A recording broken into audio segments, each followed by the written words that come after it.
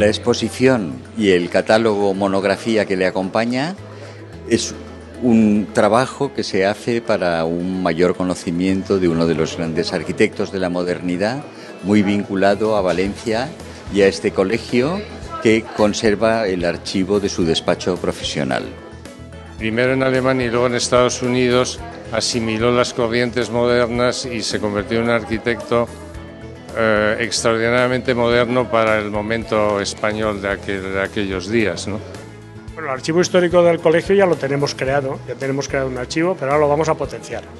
Vamos a hacerlo más grande, vamos a incorporar todos los legados que podamos y vamos a invitar a todos los arquitectos que dejen sus legados al colegio, porque esa es la manera para que el futuro